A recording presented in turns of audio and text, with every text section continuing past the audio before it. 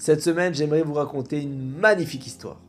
Shmuel Zemritsky habite en Israël, c'est un érudit de haut niveau en études de Torah, et un jour il reçoit un télégramme d'un avocat aux États-Unis. Pour les plus jeunes, qui savent peut-être pas, on parle pas de l'application Telegram, Dieu en préserve, mais d'un mode de communication qui a disparu il y a une vingtaine d'années et qui consistait en un petit papier transmis par un service télégraphique. On était chez nous, il y avait une petite boîte, et tout d'un coup, un papier sortait de la boîte. Shmuel, notre érudit en Torah, lit le télégramme qu'il a reçu. Il y a marqué « Nous sommes désolés de vous informer la disparition de votre père Moshe Zemritsky, de son nom américain Stephen Klimpton. Il a laissé un testament dans lequel il partage son héritage estimé à 50 millions de dollars entre vous et votre demi-frère Richard Klimpton, à concurrence de la moitié à chacun. Votre père n'est pas encore enterré, il vous faut prendre contact avec votre demi-frère pour les modalités de l'enterrement, à l'issue duquel vous recevrez votre héritage. Signé, Maître Philippe Goldstein, avocat. » Shmuel pleure quelque peu en apprenant la disparition de son père. Il prend pas une seconde pour réaliser qu'il est devenu multimillionnaire en dollars. Cette lettre le plonge dans son passé lointain. Pendant la Seconde Guerre mondiale, il vivait dans un ghetto en Pologne.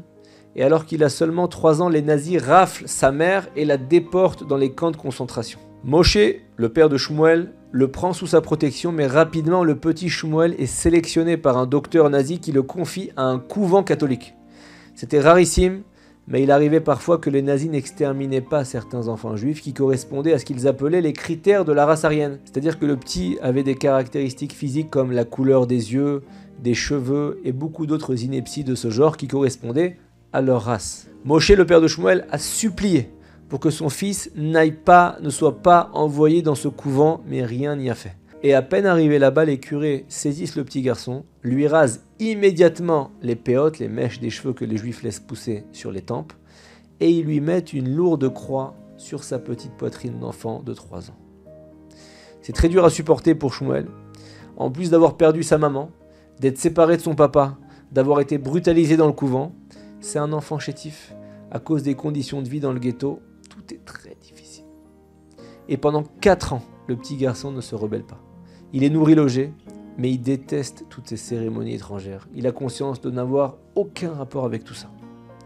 Et à la fin du mois de janvier 1945, la Pologne est pratiquement libérée du joug nazi et des soldats de l'armée rouge arrivent dans le couvent où est interné Shmuel.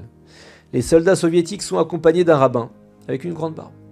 Le rabbin reçoit l'accord des curés pour rentrer dans le réfectoire où sont regroupés les enfants.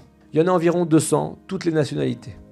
Le rav salue les enfants avec chaleur et d'un coup il dit « Shema Israël, Hashem Elokeinu » Et là il y a une 60aine d'enfants parmi les 200 qui lèvent la tête et qui répondent en chœur « Hashem Echad ». Voici la technique utilisée par le rav, qui était probablement le rav Kahanman, pour retrouver les enfants juifs. Il part du principe que l'écrasante majorité des enfants juifs connaissaient le Shema Israël, la prière d'unicité de Dieu dans le judaïsme.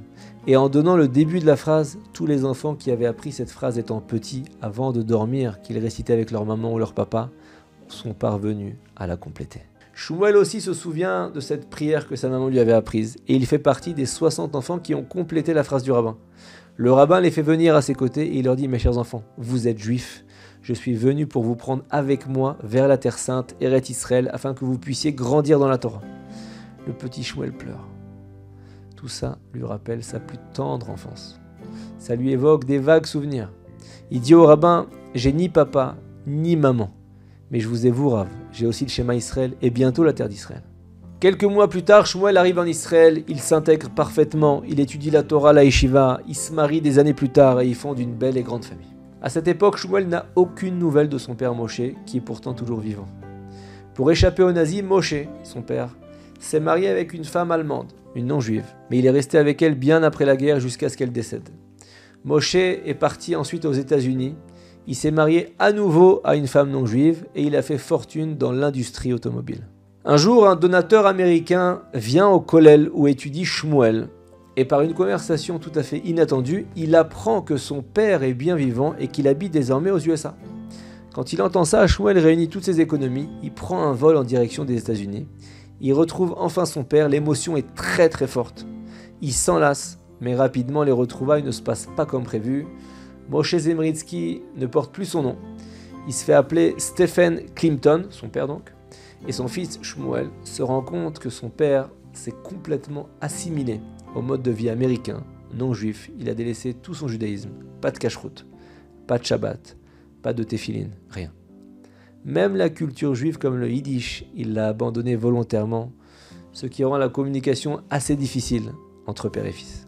Shmuel rentre en Israël, il est content d'avoir retrouvé son papa, mais il est aussi content d'avoir retrouvé sa Torah, sa maison, son kollel, mais il est horrifié parce qu'il est devenu son père. Ils n'ont plus rien en commun.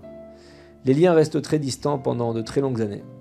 Une lettre occasionnelle il lui envoie, un appel téléphonique de temps en temps, mais pas plus.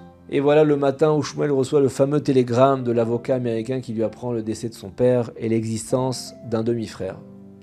Pas question pour Shmuel de rater l'enterrement de son père, il prend le premier vol pour les États-Unis. Il fait là-bas la rencontre de son demi-frère non-juif, Richard. Et Richard dit à Shmuel, écoute, c'est simple, papa n'aurait jamais voulu être enterré dans un cimetière juif. On va l'enterrer au cimetière chrétien de la ville. Shmuel lui dit, mais pas du tout, je refuse, mon père est juif. Selon la halakha, la loi juive, il n'a pas le droit d'être enterré ailleurs que dans un cimetière juif. L'enterrement est bloqué. Shmuel cherche à recueillir des indices, des témoignages qui peuvent prouver que son père a eu des liens avec ses racines juives au cours de sa vie. Il rencontre toute la journée des fidèles de la synagogue, qui confirment que son père venait pour Kippour, pour Rosh Hashanah. Il s'asseyait pendant des heures sans dire un mot à la synagogue.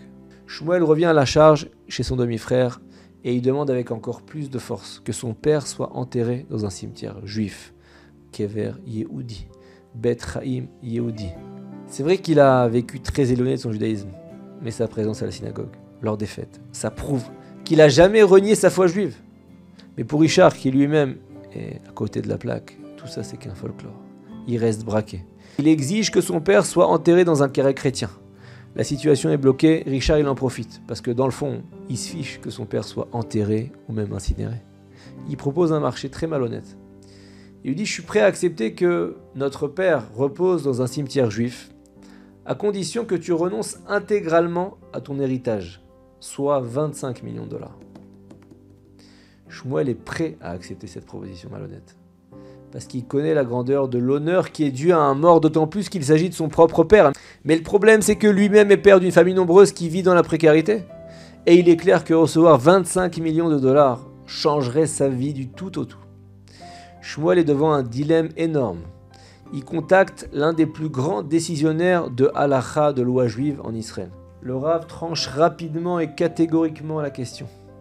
Il dit d'abord, l'héritage ne t'appartient pas encore.